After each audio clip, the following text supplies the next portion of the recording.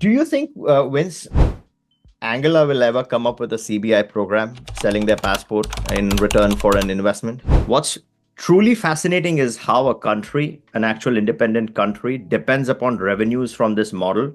And you run the show, $4 million, I guess, per month that you talked about. And then you're expecting in future this to further shoot up and maybe get to two-thirds of the budget. I we'll be over half within the next 10 months, I think.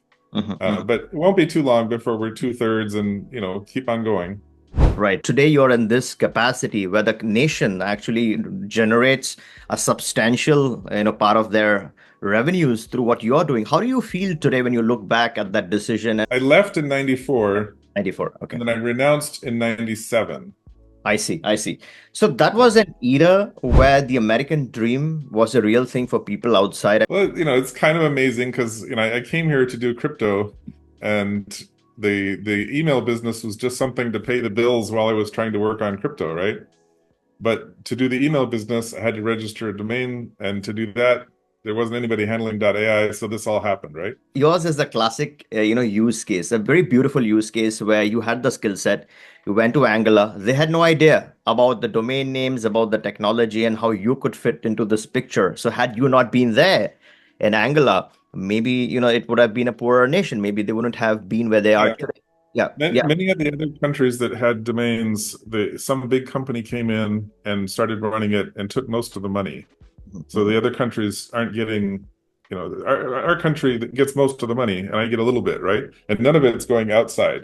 Right, right. Um, so it's a much better deal for our country than many of the other countries got because they didn't have anybody locally that could run it. Today, in the complex world that we live in, and I'm sure with your background in cryptography, you know the potential. Something truly fresh and new, I feel, is missing and is needed in today's world is a decentralized digital infrastructure. I really started thinking more deeply about this is when I heard the president of Tuvalu, and the president, promised that even if the nation goes completely submerged or underwater, the country will live through its digital infrastructure. So it's going to be a digital nation and he'll continue to survive. Our land disappears, we have no choice but to become the world's first digital nation. No matter what happens in the physical world, we'll move them to the cloud. We may soon find the rest of the world joining us online as their lands disappear. Same is the case with Liberland, right? It's a disputed territory. I know what Wheat, the president of Liberland, and he was on the show, as I mentioned, I was discussing with you before. So he's fighting over a small piece of land. Does he keep it? Does he lose it? We don't know. But anyways, you have most of your functions digital, like banking has gone digital, residencies have gone digital, your companies have gone online and stuff like that. So decoupling or decentralizing your digital infrastructure, this is particularly important when you have wars. So if there's a war, let's say Tuvalu doesn't go underwater, but there's a war, there's a certain country that completely loses the land and it needs to survive. If the land is attacked and if all your IT infrastructure is located in that small territory, you're pretty much finished once you get attacked, during a war situation. To survive, I think this whole idea of having your digital infrastructure decentralized is a big opportunity. So the RNSID for Palau, it's an online platform. It decouples itself from the government. So it's like something like what you're doing. You're running the .ai for the government. The government relies on you for doing your thing. At the end of the day, you have the expertise, you have the skill set, and you're generating this revenue for the government. I see a parallel to this with, let's say, a residency like the RNSID. If you had to get the same ID from, let's say, a country like, say, South Africa or any other country, it'll take you maybe a year. And cost you a lot because you'll have to physically go, give your biometrics and all of that kind of old school crap. In today's digital world, you don't want all of that. You want something real fast, real quick. So something like an RNSID that simplifies this for Palau gives people what they want, and this is used really for crypto purposes, like authenticating themselves on the crypto blockchain and stuff like that. A second example would be, let's say, like Prospera in Roatan. It's an actual residency program, so it's like a bubble that they have created inside of Honduras. So if you directly go and apply for residency permits in Honduras, it might take you a year just to get the residency.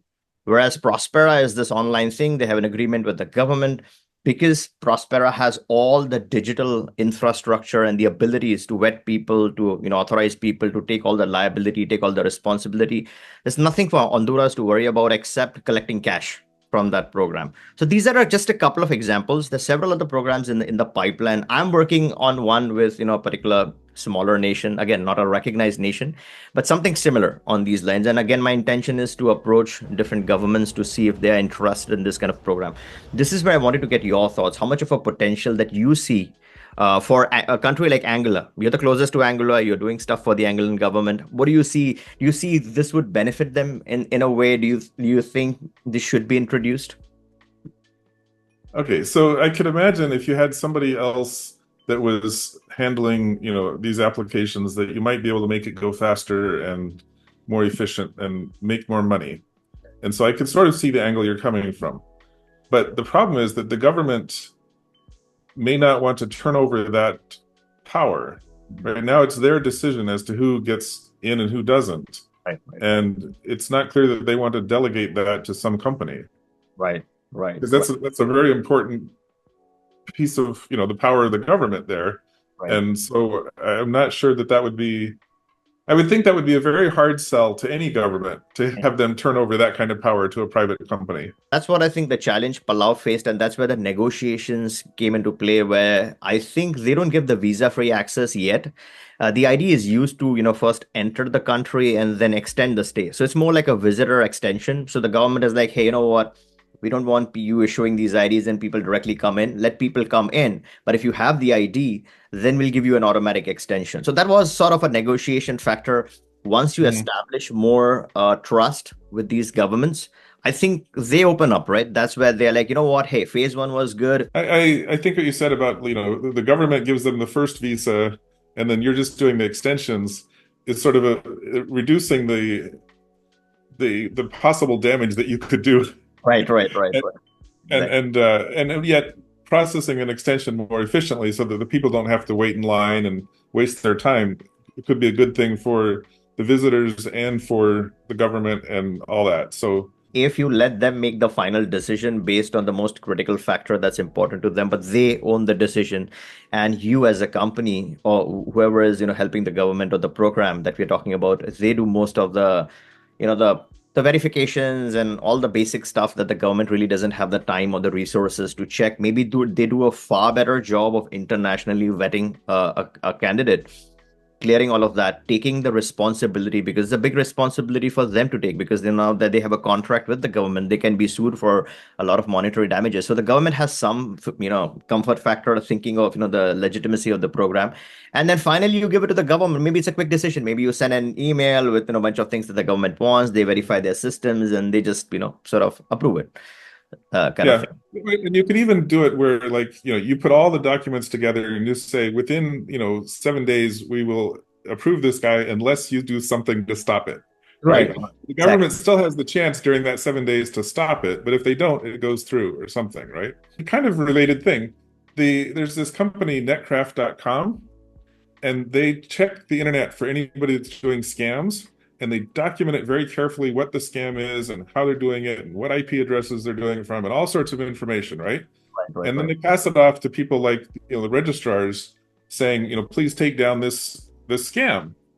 And they have done such a good job for so long that I really trust that when they say that site needs to take down, it probably needs to come down. Right? It's not that we go out there looking for the scams. They're doing the work. That's where, maybe further partnerships with such companies. This program is running things for the government, but they have all these 4 or 5 different partner agents, which are best in the world. The government can't even dream of getting close to the kind of infrastructure they have to penetrate into, these scams and stuff like that. So I think that could be even better. They're getting the revenues. And plus, I think the point where I'm coming from is that revenue, the kind of revenue you are able to generate. Yeah. So if these programs are able to, really get in all the wealthy, successful people, and the objective of these people is to not really, spend half their money in taxes in their home country where they don't have any interest of living, just like what you did. At your times, people didn't care about the citizenship. They always thought it's going to be safe. Same thing happened with Dubai. There's so many people from Asia that all flock to Dubai, and that has now become the epicenter. I'm getting calls from people who have lived in Dubai for 40 years, 50 years, and now suddenly they realized, oh my God, I'm holding a Pakistan passport or a Lebanon passport or stuff. And then you have all these sanctions. There's so many Russians who are established in Dubai. And then suddenly, retroactively, you have all these sanctions placed and assets frozen. And They're like, wait a minute, I don't Wow. even have a good citizenship. I don't even have the citizenship of the country where I've, lived most of my life in. That's where, let's say, they move, to a country like, I'm just using Angola as an example because obviously I'm talking to you, but any country, right, they move. So they pay this fee, they get the access, they pay zero taxes, but at the end of the day, they're also establishing their life. Maybe they're having family in the country. So Anguilla has programs where, if you buy a house above some certain level, you can get, residency. And they also have some sort of a tech nomad thing where if you're, working over the internet, you pay some fee and you can work from here, right? So these sorts of things are happening. I completely understand a country is going to be defensive. They just don't want to participate in any of this because they're so afraid of doing anything new. That is where, let's say an SMOM. SMOM is the Sovereign Military Order of Malta. It's a real country. It doesn't have its own land. It's a UN recognized country. It has its own passport, which is officially used for travel. The idea is that they rent the land from Malta. So because they rent the land, they have the land, and because they have the land, they're a country and they issue passports. So a concept like this, let's say, Angola doesn't want to take responsibility. I'm just using Angola as an example. Let's say it's Palau, or let's say it's, Honduras, or let's say it's Guatemala, and, we speak to the president and the president likes the idea, but he doesn't, or he or she doesn't want to take the responsibility. They decide to rent some land, and then, a country has only certain lease, right? So they got to perform, in order to keep the lease renewed. Maybe, a country like Angola or Palau doesn't give direct access to that passport or to their program, but at least, this country can exist. They can function, they can do their thing because they have rented their land from Angola, for instance, or Palau, for instance. There are a lot of countries that directly sell the passport. Now, when you're directly selling a passport, you have tremendous liability on one-on-one basis. Like a single person screws up, does something really horribly bad, the entire nation gets a bad rep as to, what happened, what you did. So there's tremendous liability when you're selling passport, and I think it's a small business. Rather than doing that kind of a thing, might as well. Well, so apparently St. Kitts gets a significant portion of their income from doing this. Yes, yes. Right? Just like, yeah, exactly. Like how, the .ai generates for Yeah. Angular, the citizenship selling is, what generates for those, yeah, Right. especially for St. Kitts and Nevis. And sadly, now it's all dipped because they have been forced by the EU, by US to double the prices. So as part of their negotiations, they've bumped up the price to almost double. So they were costing 125K some point last year after all the discounts, and now they have bumped it up to 250K. So literally, the volumes have really significantly shrunk because no one wants to buy that at 250K. There's no tax incentive for people, rather pay the taxes and, be where you are rather than, forfeiting that amount of money. If someone is looking for a quick citizenship or a quick residency, they don't have the time, but they have the money. And when it comes to a country, I think what a country should realize is that time is equal to money. So if a person doesn't have time and they have money, might as well just take the money. And as long as they're not a criminal, give them the benefit. And maybe it's not a citizenship, maybe it's a residency. And these small countries don't really have the potential or the power to vet people. That's why I think these sort of programs, which are, decentralized, which are crypto backed. How are you saying you take the liability away? I mean, Because these companies have the infrastructure, it's decentralized, they have more resources, just like you mentioned, they have ways of penetrating into scams, which, you rely on that company because that company has dedicated their whole operations in doing it. So when you are vetting people, okay. So if you had some company that had much better ability to vet people than St. Kitts does, and you're saying that you turn over to them and maybe they pay you if they let in a criminal, they have to, pay back $1 million or something like that, right? exactly. And Some sort of a bond or so there's something. sort of a guarantee that these people are legit. Yep. Maybe, right? It might work. I mean, there may be some way of doing something that some countries would go with. Do you think when's Angola will ever come up with a CBI program selling their passport in return for an investment, just like the 5 other Caribbean nations? Well, it's because we're a British colony, and if you get the Anguilla passport, you get the British passport. I think the British are going to have a say in this, and I don't think they're going to. My feeling is they wouldn't like that, and also because we're still connected to the British. St. Kitts is completely independent; they can do what they want. Because we're connected to the British, and because the Anguilla passport leads to a British passport, there's some the British get to say something in this, I'm sure. Vince, you made an interesting point. The passport is different and the citizenship is different, right? This is like the BOTS passport, the British Overseas Territories sort of a document. which is not a British citizenship. But then, if you have this passport for the next 5 years, then you could apply for a full British citizenship. Isn't it like that? I first became an Anguillan citizen, and then after a time, I became a British citizen. Do you keep both the passports or you Yeah, trade? yeah, yeah. Yeah, you keep No, I both keep both. I see. Is it like a semi, not a semi, but is it like a dual citizenship where you have one citizenship as Angola and then you also have the UK citizenship? It's not the Yeah, same or different. it's not the same. There's two separate things. I see. And Yeah. there's no distinction on that passport calling you as an Angolan citizen or anything like that. No, the Anguillan one says Anguilla, overseas territory of Britain or something like that, right? It mentions, but I the see. British one, I think it just says Britain.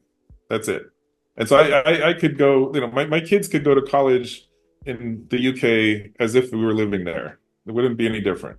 If a family is planning to, let's say, move to Angola, you have first-hand experience, you have lived your life, you're a classic example of, a great life in a country, right? It's not, I mean, the other Caribbean nations have their own limitations. Angola is a far better jurisdiction from what even I sense and what I feel. And I'm sure you have your ideas too. But if a family wants to move to Angola, are they going to have a satisfactory, happy experience moving into a country, a smaller country, let's say from the US? Let's say what you did. You were quite adventurous, but let's say someone wants to go that same path now in this heated environment. You think it's a good life that Angola has to offer today? Yeah, I think it's a very good life. It's not for everybody, right?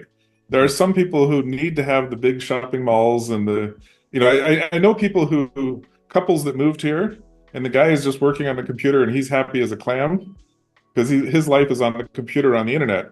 But the girl missed the city, right? She came from New York or something, and Anguilla is not New York, right? There are things in New York City that we don't have in Anguilla. Right. So for a But class, for many people, I think Anguilla is wonderful. I mean, it's beautiful, it's fresh air, it's lovely beaches, lots of sunshine. Um, and it's you a can always fantastic. travel. Like, a classic nomad will always want to spend at least a month or a couple of months in a different place. And a lot of people are working on their citizenships. In my world, a lot of people are scheduling these residencies. Like, hey, I have this time, carved out for Dominican Republic. I'm hitting my citizenship time over there. I'll be spending some time in EU. I have the Portugal Golden Visa to satisfy. Maybe it's 7 days there. So they have this complex schedule, and then maybe they're getting the malls and they're getting that life there. And if they want to centrally base their main home in, let's say, a country like Angola, and then obviously have this peaceful place where they don't have to worry about the hurricanes, the volcanoes and stuff, then I think it's a good. Yeah. The other thing is, I really believe that as the government gets more and more money from the domain names, that they can reduce the other taxes. Yep. Right. Yep.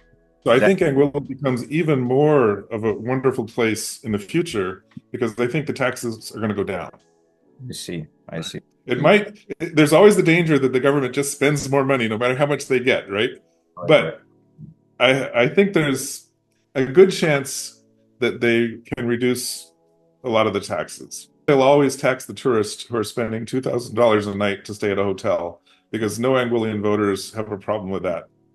But I think that over time that they will at least reduce the taxes or eliminate taxes on food and get rid of the wages taxes over time. Do you think Angola would open up to foreigners more than what it has been in the past? Maybe welcome people who want to come into Angola? I think there will be more foreigners that want to come here. Absolutely. Foreigners want to go everywhere. The moment they have an opportunity or they have a program or they have an inlet, they want to come in. So it's not the only option for them anymore. It's not like, hey, I'm going to Angola and I'm going to never come back. It's like, it's an option. So I'm going to go. No matter what they have, let's do it. I have so many, clients who, say that, what are the options? And when I say the first option, they're like, I want to go for it. And when I ask them why, I don't know why, just go for it. And then I'll sit and figure out, where that fits in my life and if it fits or not fits and stuff like that. But I just want to get more options.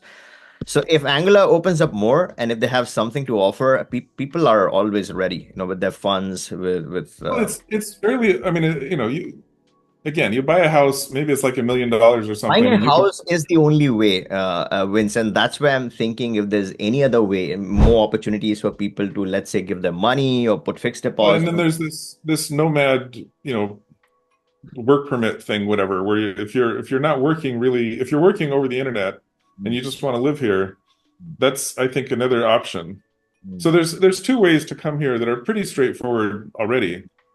But again, I think that the future, if you know, like right now, you don't have to pay a property tax. Mm. Mm. Whereas I have friends in the United States that are paying $30,000 a year in property tax, right? So you buy a house here, no property tax. You buy a house in California, $30,000 a year. Like Absolutely. Angola has a huge advantage over that, right? Right. And the same thing is going to happen if they get rid of, the wages tax, or if they get rid of the tax on food. It makes, living here just becomes better and better. So let's say you buy a property, as you said, a couple of $1 million in California will attract 30,000 easy. So let's say you buy a property for, let's say, $500,000 in Anguilla, then you just never deal with the authorities at all. It's you buy it, it's on your name, and then you pay no taxes on the property. That's the way it is now, and I suspect it stays that way, I see. right? It's pretty Because the government's getting more and more money. There used to be, a year ago, there was taxes on residences, but Yeah. they're getting enough money from the domain names. They eliminated the taxes on residential buildings.